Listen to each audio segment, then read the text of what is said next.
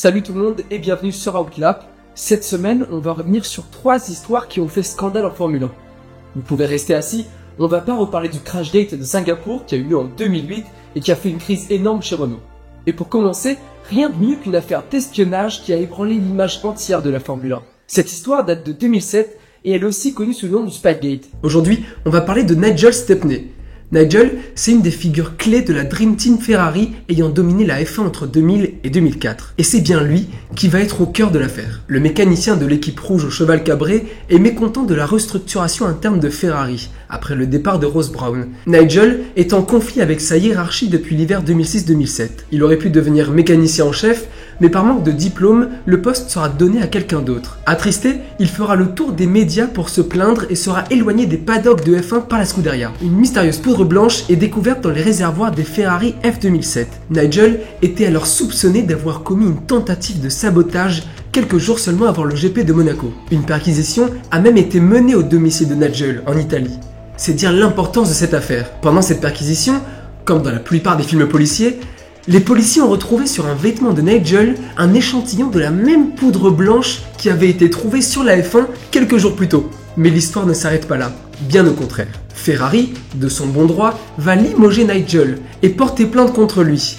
Mais pas pour le sabotage, non, mais pour un partage d'informations ultra confidentielles sur les voitures rouges auprès d'un concurrent. Et le même jour, comme par hasard, c'est McLaren, l'équipe orange, qui licencie un de ses membres, mais de manière anonyme. C'est donc un interne de chacune des écuries les plus mythiques du paddock qui se transmettent les informations concernant les 2 meilleures voitures actuelles pour une vengeance personnelle. Et du côté de McLaren, on va vite découvrir qui c'est. C'est Mike Coughlan qui est mis en cause, le designer de la voiture. On a découvert chez lui 780 pages où étaient détaillés les détails techniques des 2 voitures de Ferrari. Commence alors un conflit judiciaire et médiatique. Le 26 juillet 2007, la FIA, la Fédération Internationale de l'Automobile, tient une première audience, mais ne pénalise pas McLaren. En effet, aucune preuve jusque-là ne peut affirmer que Mike Coughlan a transféré les informations à l'équipe anglaise. Ferrari ne veut tout de même pas en rester là et poursuit l'affaire devant la haute cour en Angleterre. Mais cette fois,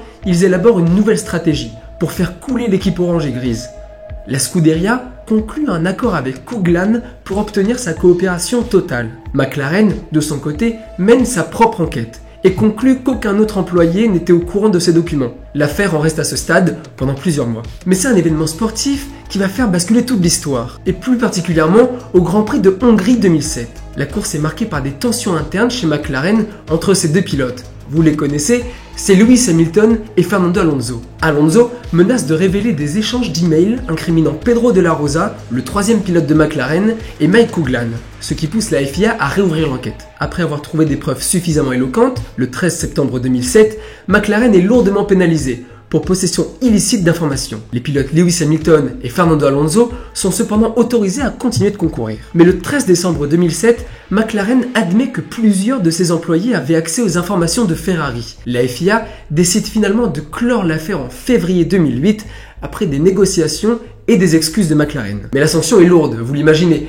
McLaren doit payer 100 millions de dollars et en plus de ça, ils sont pénalisés sportivement. L'écurie perd tous les points marqués au championnat 2007. Soit 166 pour l'écurie, avec 23 points d'avance sur Ferrari. L'écurie est tout bonnement disqualifiée d'une saison entière de Formule 1, la saison 2007. Pour cette deuxième histoire, on va pas parler du Crashgate entre les 2 Renault, mais d'un Crashgate un peu moins connu. Celui-là est survenu en 1997 et c'est l'histoire d'une collision entre Michael Schumacher et Jacques Villeneuve. La saison 97 débute en Australie, avec une pole position de Jacques Villeneuve, mais il abandonne dès le premier virage après une collision. C'est David Coulthard qui va remporter la course, suivi de Michael Schumacher et de Mika Häkkinen. Pour les premières courses, c'est Jacques Villeneuve qui avait toujours fini en pole position. Il est d'ailleurs premier au championnat à ce niveau-là, avec 20 points, suivi de Michael Schumacher avec 14 points. Et c'est Frentzen qui met fin à la série de Jacques Villeneuve à Monaco sous la pluie. C'est Schumacher qui gagne cette course, suivi de Barrichello et Irvine. Au total, à la 10e manche du championnat, c'est Schumacher qui mène à présent le championnat avec 47 points, suivi de Villeneuve avec 43 points. Après une fin de saison haletante, les courses se jouaient entre Schumacher, Villeneuve, Berger, Frentzen et Coulthard. Mais à une course de la fin du championnat, seuls 2 pilotes étaient encore en jeu pour gagner la couronne du titre. L'Allemand Michael Schumacher et le Canadien Jacques Villeneuve. Et là, imaginez, un Canadien peut encore gagner un championnat du monde. Tous les concitoyens de Jacques se passionnent pour la Formule 1. Pour le fils de Gilles Villeneuve, décédé en 1982 et considéré comme un héros national. Les fans de tout Québec et plus généralement du Canada se rassemblent devant leur télévision et les écrans géants sont placés sur les lieux publics. Pour la dernière course, le 26 octobre, on arrive à la conclusion d'une saison haletante et d'un duel intense entre les deux rivaux. Les deux hommes peuvent encore gagner le championnat du monde pilote pour cette dernière course. Mais avant celle-ci, Schumi a donc un avantage d'un seul petit point d'avance. La dernière course de la saison a lieu à Jerez en Espagne. Villeneuve décroche la pole position, suivi de Schumacher et de son coéquipier Heinz-Harald Frentzen, tous avec un temps identique d'1 minute et 21 secondes. On sentait déjà la course folle arriver. Et quand la course démarre, très rapidement c'est Michael Schumacher qui prend la tête, jusqu'au ravitaillement. Lui et Villeneuve ont échangé leur première place à chaque arrêt au stand. Et au 45e tour, Schumacher a repris la tête devant Villeneuve. Au 48e tour, la Williams de Villeneuve rejoint rapidement la Ferrari. Jacques est sorti au virage 5 avec plus de vitesse que Schumacher et les deux hommes sont roue à roue. À l'approche du virage 6, Villeneuve a déboîté et freiné brusquement. Les deux voitures étaient côte à côte. Schumacher a braqué son volant vers la droite et a percuté la Williams. La voiture de Jacques Villeneuve était un peu endommagée, tandis que la Ferrari de Schumacher est sortie de la piste et n'a pas pu repartir. Villeneuve a remporté la course à la 3e place et a remporté le titre de championnat du monde avec 81 points contre 78 points pour Schumacher. Est-ce que c'est la fin de l'histoire ? Pas vraiment en fait. Les commissaires de course ont d'abord jugé l'incident comme un simple accrochage en course, mais certains ont critiqué la manœuvre de Schumacher, rappelant un incident similaire avec Damon Hill en Australie en 1994.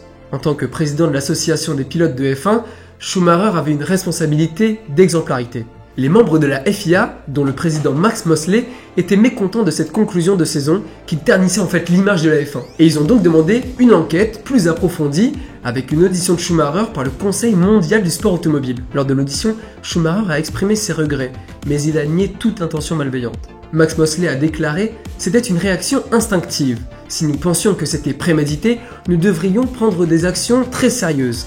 C'est une affaire très grave et c'est une pénalité majeure que nous imposerons. » Le Conseil a envisagé un temps de bannir Michael Schumacher du championnat du monde 1998 ou de lui infliger une lourde amende. Finalement, le 11 novembre 1997, il a été décidé que Schumacher serait exclu du championnat du monde de cette année même. Il conserverait ses pole positions, ses victoires et ses meilleurs tours, mais perdrait sa 2e place au championnat. C'est alors Heinz-Harald Frentzen qui est monté à la 2e place et David Coulthard de McLaren à la 3e. Le conseil a expliqué qu'une amende de 2 millions de dollars n'aurait pas eu un effet escompté sur Schumacher. Le suspendre pour 1998 n'était pas non plus dans les meilleurs intérêts commerciaux de la Formule 1 à ce moment-là, vous l'imaginez. En compensation, la FIA a quand même exigé que Michael Schumacher participe à une campagne de sensibilisation pour la sécurité routière en 1998. Cette année-là, Schumacher a terminé encore une fois 2e au championnat du monde pilote, derrière cette fois Mika Häkkinen, de l'écurie McLaren Mercedes. C'est déjà la fin de cette vidéo, merci à tous ceux qui sont restés jusqu'au bout.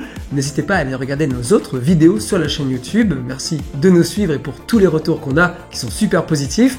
N'hésitez pas aussi à vous abonner, à mettre un like ou à commenter la vidéo, à la partager si vous le pouvez. Et on se retrouve bientôt pour de nouvelles histoires sur la Formule 1.